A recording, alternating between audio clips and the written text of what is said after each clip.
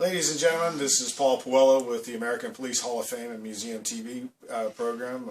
Today we are just blessed and honored to have the quintessential guru of the self-defense industry and, surprisingly, what I have always coined the Bruce Lee of the law enforcement community. He's done so much in the past 4 decades to just propel self-defense for both citizens and law enforcement officers, that he will absolutely go down as one of the absolute greats of all time.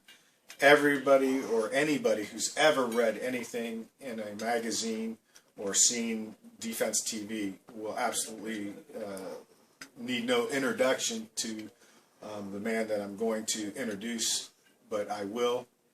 Mas Ayoob, thank you so very much, sir. Paul, I got to hire you as my press agent or something. Mas, I was looking a while back on how long we've been together. 1983 is how far we go back. And that we're not old. Yeah, exactly. As I'm a little prejudiced and a little biased because there's so many phenomenal instructors out there, which you're one of them, but you're more than that to me. You're your family. But I didn't get that way from the start. It was a lot of hard work, hard training, and over the years we developed a relationship. And the reason why I say this is because I did go to everybody's training. The one person that I gravitated more to all the time for a way to be pushed, a way to learn more, was back in the day the Lethal Force Institute training classes. Obviously you're the king of the doctrine of judicious use of deadly force. That was your main point.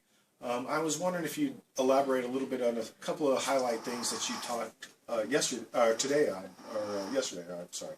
Sure. Here at the Range Master Conference, my assigned topic was witness dynamics.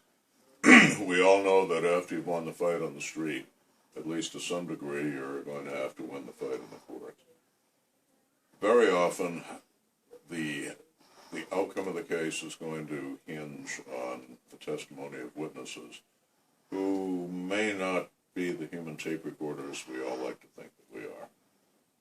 The great authority on the topic, Dr. Elizabeth Loftus, and I'm paraphrasing here, said, "We like to think that our memory is a tape recorder that will repeat perfectly on demand.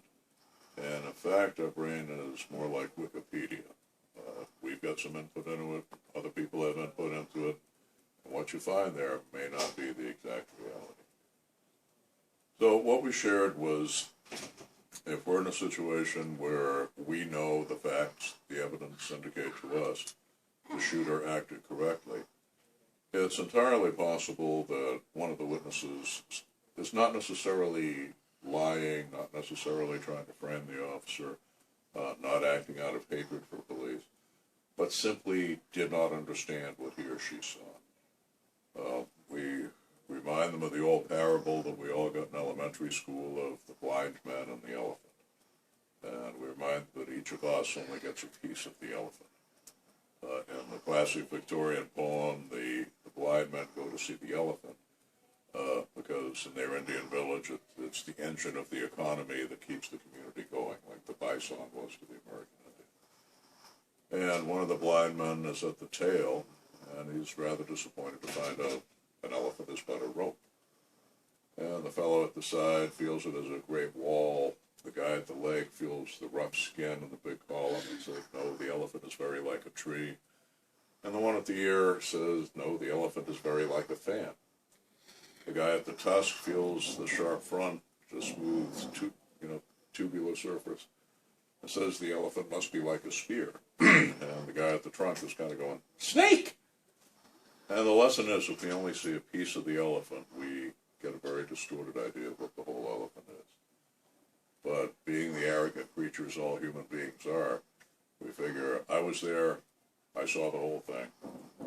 If I didn't see it, it didn't happen. That cop must be lying about the attack movement that caused him to use force.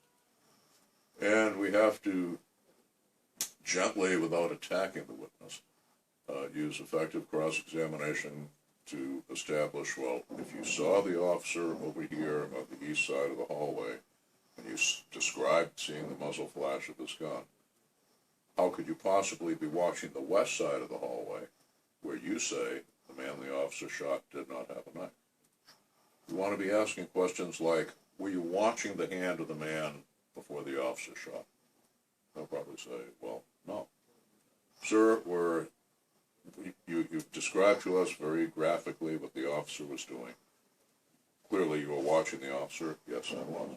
But how could you possibly, within the scene diagram of the setting, have at the same time been watching the other man? And you gently show that, look, this person's not a liar, they're not trying to frame a cop. They simply don't understand what they saw. When the officer's testimony and the testimony of the trainers will show that the officer was watching the suspect's hand. He was taught to do that from his first week in law school, in the police academy, in any such confrontation. The jury figures out real quick, well, duh, the guy watching the hand and looking for the knife, I'm not surprised he saw it. And I'm not surprised that some well-intentioned individual who wasn't looking there and didn't know what to look for did not see something he was not looking for. Basic laws of life, if we're not looking for something, we probably will not see it. If we're not listening for something, we probably will not hear it. And if we do not understand what it is that we've seen or heard, it's as if we have not seen or heard it at all. One of the things, Mass, that over the years that you've ingrained into my head so much is you can do so many things right in a justifiable shooting, but you can do so many things wrong in court. And I was wondering if you could give our audience a few tips on what not to do when you won the battle on the field, but now you have to go to court. Sure. A few things to watch for are what I call combat semantics. A really smart attorney on cross-examination will get more mileage out of Webster's Dictionary of the English Language than he will from Black's Dictionary of Legal Terminology. Case in point, they know that no decent person is going to feel good about having had to extinguish a human life. They know that our language has so many words that have so many different varied nuances. That's why we spent so much time yesterday explaining here is the legal definition of the word, but here is the colloquial definition of the same word, and you've got to be careful not to confuse the two. Case in point, they'll try to trick you into some variation of saying, I'm sorry. Or, sir, are you sorry you had to shoot that person? And we'll naturally say, of course, because we hear that as, do you feel sympathy for this individual? And once you've said yes, opposing counsel is going to go down, they're going to open Webster's Dictionary, they'll go through every definition of that word, and they'll highlight the one that they want. They'll go down to the copy shop, they'll have it blown up about the size of an easel in an art gallery. They'll put that definition in front of the jury later when they're doing this summation. They'll say, well, ladies and gentlemen of the jury, do you remember that subtle moment when he confessed his guilt? When he said he was sorry about this? When he said he regretted that? When he said he felt remorse for what he did? I know you speak English, but let me remind you here with the definition on my easel. Remorse, bad feelings, connotative of guilt. Regret, bad feelings, connotative of guilt. That's not how you meant it, but that's how it can be misinterpreted. And we try to tell folks when that happens, don't fall into the trap. If someone was to ask me if I'd had to use force, are you sorry that you did it? Do you regret that you did it? Do you feel remorse that you did it? My answer would be, sir, those words don't cover it. I can't tell you how bad I feel having been forced to harm such a person so severely. But, sir, if I had not done so, I would have died. I cannot regret my own survival. I cannot feel remorse that I'm going to be here to watch my grandchildren grow